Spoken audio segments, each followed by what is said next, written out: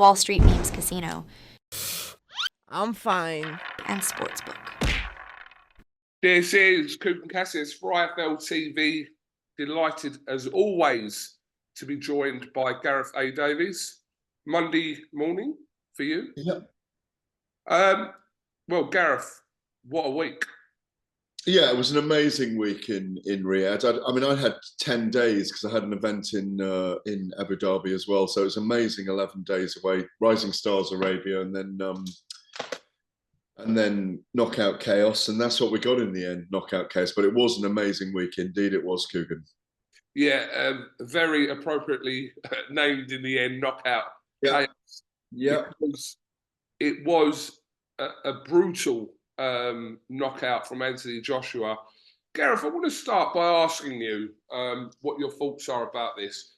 Like, we interviewed you as well, spoke to everyone during the week on the ground in Saudi, and there was not a complete opinion, but almost like a split opinion about how Joshua would win this fight, how hard it was going to be for Joshua, etc.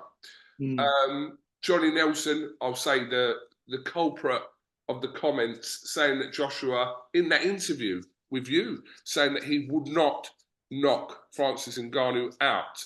Now, because he dispatched of him in such emphatic fashion, over the last couple of days, I've been seeing comments saying, well, you know, that was meant to happen, and that's what he's supposed to do, and that was what Tyson Fury was meant to do, and like Ngannou's a novice, and they're almost trying to kind of take a little bit back away from the win. So what's your thoughts on that?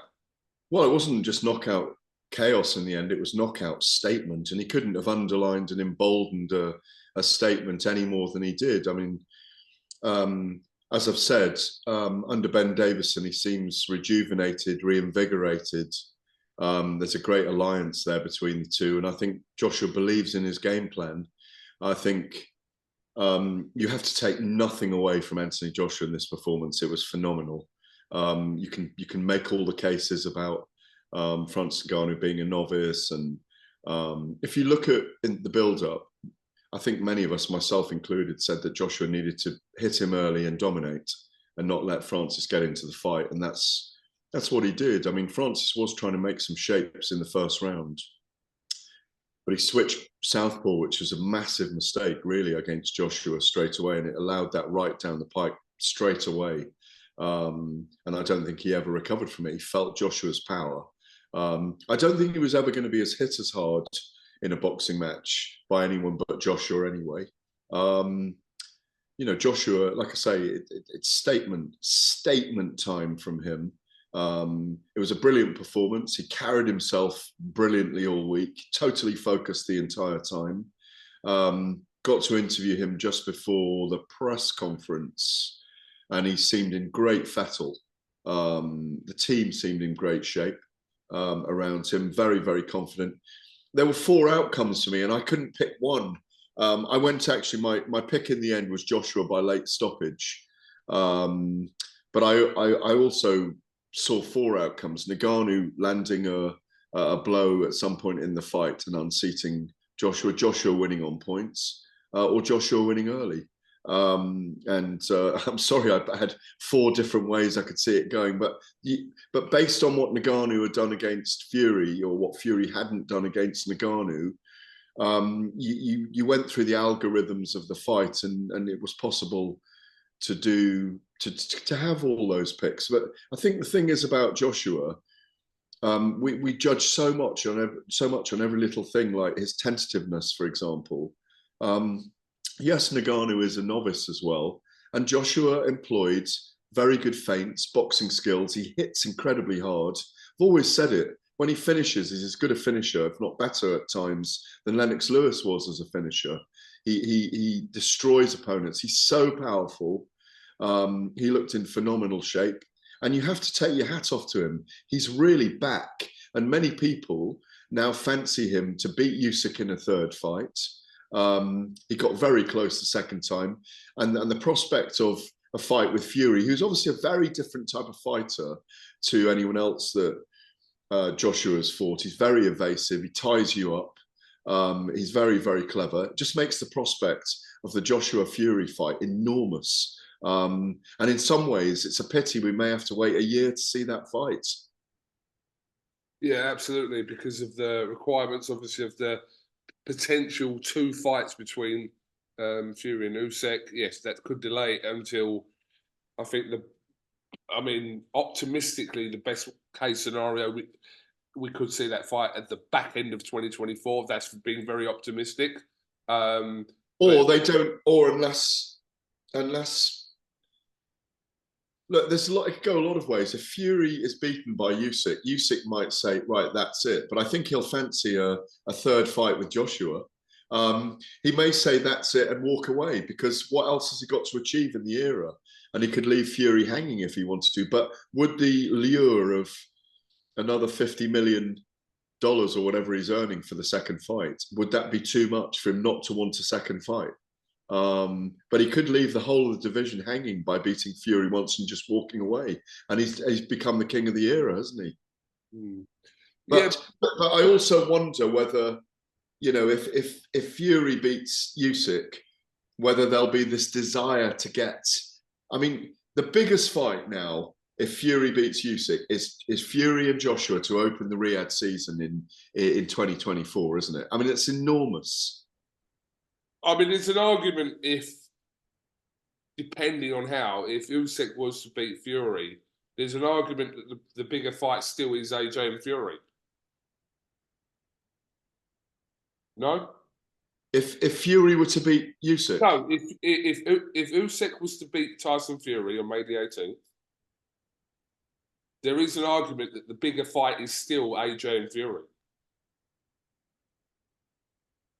Not really, because if Usyk beats him, maybe, yeah, maybe. I mean, if Usyk was to beat Tyson Fury, okay, yeah, depending on the method of win, obviously there's a lot of things I'm saying, but there's an argument that we still would want to see AJ Fury ahead of a third fight with Usyk and AJ. Yeah, or even ahead of a second fight with between Fury and Usyk. I agree. I mean, there could be, but in many ways, Fury would want to. I'm sure Fury would want to avenge defeat against Usyk, depending on the manner of defeat. As I said all along, I still think I believe Fury will beat Usyk.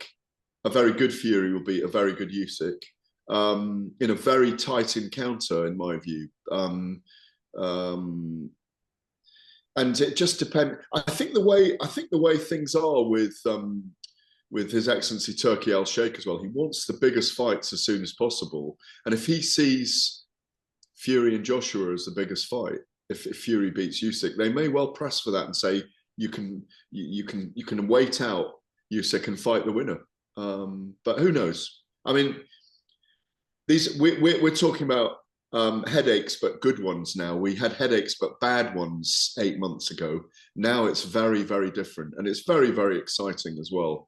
You know, the division is alive. Boxing's alive. I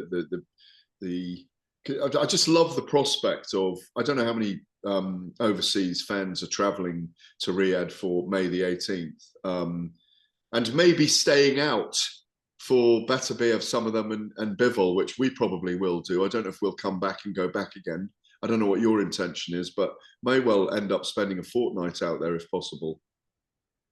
Yeah, I think there's a week gap in between those shows, so maybe a little trip to either Dubai or Bahrain or anywhere else. Well, as long as I'm your guest, I'll come. Absolutely. But look, I think you make a good point there about kind of, you're talking about Turki Al-Sheikh, about the call, first of all, for Tyson and Ngannou. If you look back to pre-Tyson and Ngannou, where everyone was saying, oh, this is going to be a mismatch and why is this fight happening, etc., etc. And then Ngannou does put in a good performance against a very under-par Tyson Fury. I mean, that's obvious to say that was an under-par Tyson Fury. Not just because of what Joshua had done, but just because we knew that was Tyson Fury possibly overlooking that situation. But then to put Ngannou now in the mix created this whole situation with knockout chaos where people are questioning, well, hang on a minute, he performed that well. Some people think he beat Fury, put him in with Anthony Joshua. That whole last 3 months, I think, was quite valid and important in this whole heavyweight mix. Now, the Ngannou situation is kind of put to one side for the moment. Whether he fights again in boxing is whatever. But now we are going to see Fury-Usyk, and we see the potential of kind of whether it's a second fight with Usyk or Anthony Joshua and Tyson Fury. We're kind of seeing that could happen this year. And what's the question? No, I'm making a statement. I'm teasing you. I'm teasing you. Yeah, yeah. Look, the point is, and here's another thing that's going on, which we weren't getting in the past. We didn't have Deontay Wilder at Anthony Joshua's fights. We didn't have Anthony Joshua at Tyson Fury's fights. We didn't have Tyson Fury at the others' fights. What the storyline, the circus, the narrative, whatever you want to call it, is brilliant. Having Eddie Hearn, Frank Warren, Tyson Fury, his team, and His Excellency, the Minister, all sitting there in the front row while this is going on, because you get the reaction as well. You get Tyson Fury working on TV around this. So you get a bigger narrative. You get and I think that's changed things as well. That's one of the reasons why the fights weren't happening, because when these guys are together, it lights a fire under their fights about to happen. The fact they're all in the same room, in fact, literally, weren't they? Not metaphorically, they were in the same room Tuesday night, I think it was, in Riyadh. Anthony Joshua telling us the story about being there, and he wasn't in the room when Tyson Fury was giving it to Francis Ngannou, who gave it back at the press conference the next day, and Fury's barracking Ngannou from the front row seats at the press conference. And then, there's Fury and Joshua didn't speak at all, which adds to the drama. Didn't even shake hands, apparently, yet they're all, iconically photographed together with His Excellency, wherever it was on his farm or wherever it was that night in Riyadh. It all adds to the picture. And I think, as I urged last year, please be patient. When Frank Warren said it was a game changer, I know that you're catching up with him this week. There is a game changer. The sport has entirely changed. When heavyweight boxing is strong, the rest of boxing is strong. It's a great time at the moment. It's such an honor and a privilege to be involved and be witnessing all these things from a couple of seats away from the action. We brought that story, by the way, Gareth, just to let you know. I beg your pardon? The altercation between Ngannou and Fury at His Excellency's house, or wherever it was. Andy Lee revealed to us the night it happened.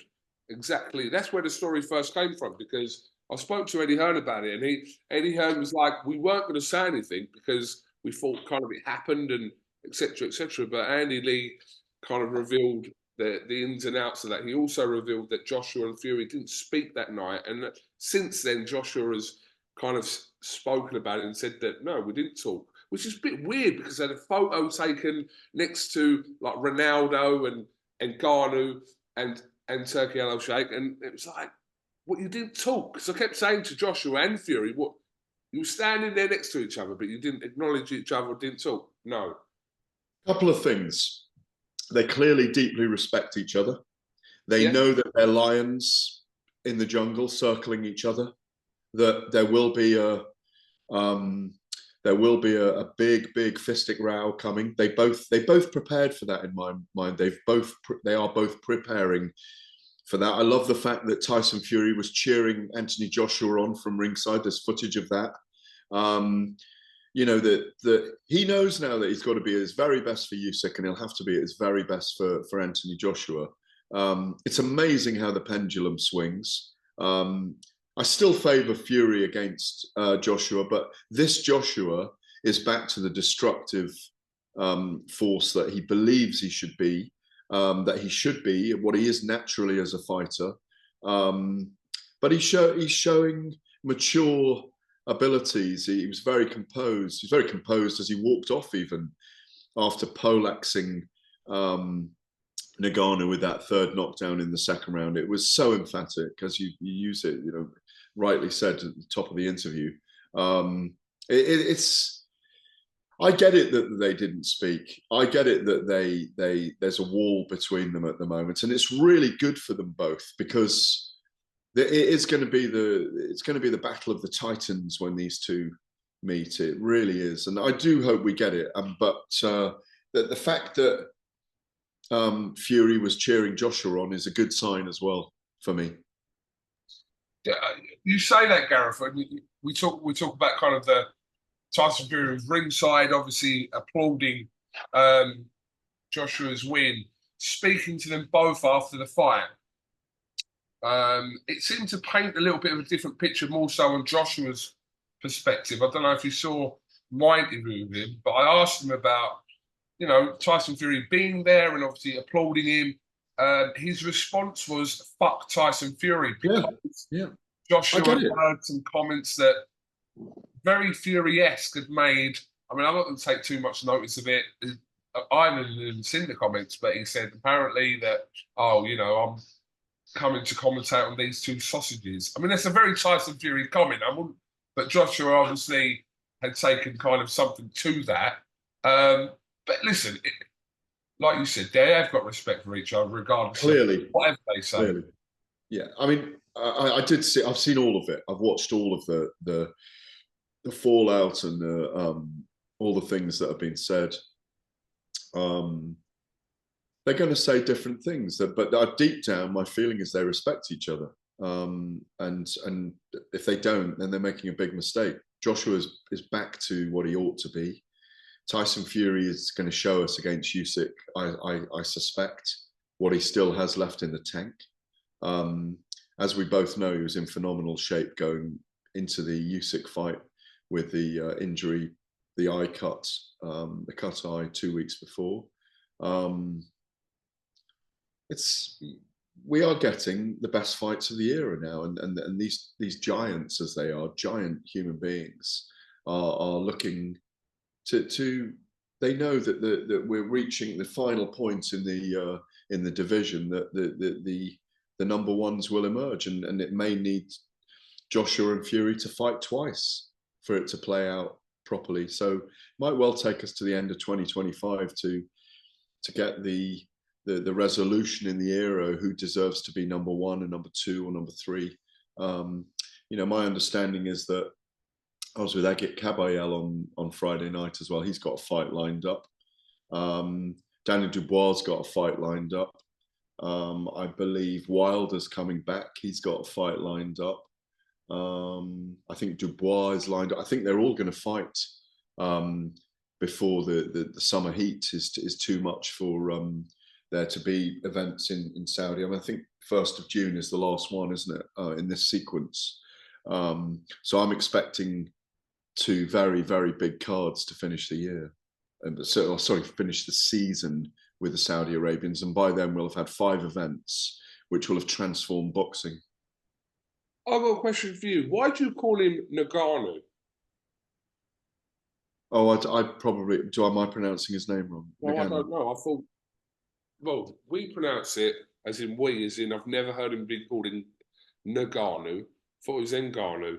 Ngannou, then. Okay, semantics. Yeah. No, but I thought you knew that. That's why you were calling him Ngannou.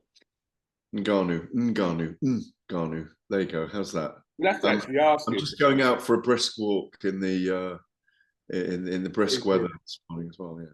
I tell you what, it's no fun coming back to grey and cold, is it? After that weather they have. Well, I'm still in the Middle East, so. Oh, are you? Okay, good for you. Gareth, just got a couple of things left here because I've got Frank Warren who's going to shortly come on. But do need to ask you about Joseph Parker. Survived 2 knockdowns from Zhilei Zhang. Zhilei Zhang, you mean? Oh, you can. Zhilei Zhang. 我们会说普通话啊？你会说普通话？你会说普通话吗？ What does that mean? I said you don't speak Chinese, do you? Clearly not. But yeah, Joseph Parker has had a tremendous couple of months with big wins against big hitters like two of the most powerful punchers in the weight, in Wilder and Zhang, and he's overcome both of them. 2 wins on the bounce. And it'll be interesting to see Parker's path now, because obviously he's now mandatory for Usyk's WBO belt. We know the situation's kind of tied up for the immediate future, but Parker's there. Parker's a revived Parker. He's bang in the middle of it somewhere. Yeah, I mean, the problem for Parker, I think I've asked him before, is he won't fight Tyson Fury. They're too close. And that's always a shame. He's definitely in the mix. I scored it a draw in the end, by the way. But you know, he came back in the fight in the last 4 rounds very, very strongly. I thought Zhang was winning the early rounds, closing him down to the 2 knockdowns. Obviously, I mean, I thought Zhang. I don't understand why Zhang barely threw a punch in the last 3 rounds. I do get the picture in his own mind that he said that he thought he was ahead on points. But Parker did a brilliant job coming back from those 2 knockdowns. You rightly said, when his nose got busted in the 3rd, I think it was the 3rd or the 4th one. He was down in the 4th and the 8th, I think, wasn't he? Or the 3rd and the 8th. I have to look over my notes to recall it correctly. But yeah, it was an amazing comeback in the fight. His resilience was extraordinary. And Zhang definitely does slow down. But we've seen it historically in his career. It was a close fight. They're a 2-fight deal, remember, so they'll fight again. It's a really good fight to have again. Parker against Usyk, I'd love to see. Zhang against Usyk, I'd love to see. So again, it sets up a great prospect. I know you've got Frank in a minute. Can I just say as well, I thought Nick Ball won against Ray Vargas, 114, 112, I had it. I thought he lost the first 5 or 6 rounds, and then he had the 2 knockdowns. And I thought he ran away with all the other rounds.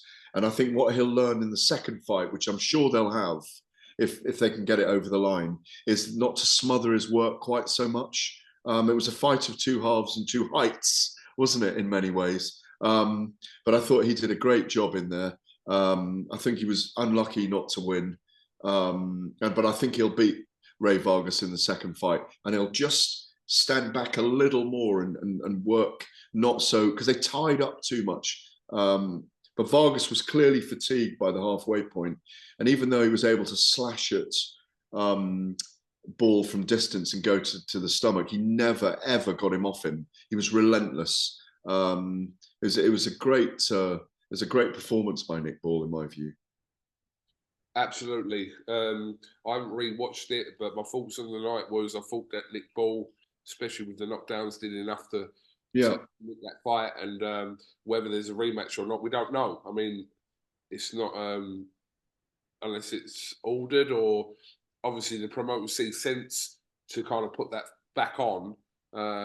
We don't know if that rematch is going to happen. I hope it does for Nick Ball's sake. Nick Ball definitely deserves a rematch against Vargas, so we shall wait and see what happens. Gareth, I am very sorry. I do need to leave you because I need to jump on this with Frank Warren. But yeah, we'll catch up again at some point over the next week or so. But good to see you in Saudi as always. Pleasure as always, KUGAN. Go make it sing, baby. Thank you very much, Gareth A.Davies, the best correspondent there is on the planet. Thank you very much. Wall Street Memes Casino I'm fine. and Sportsbook.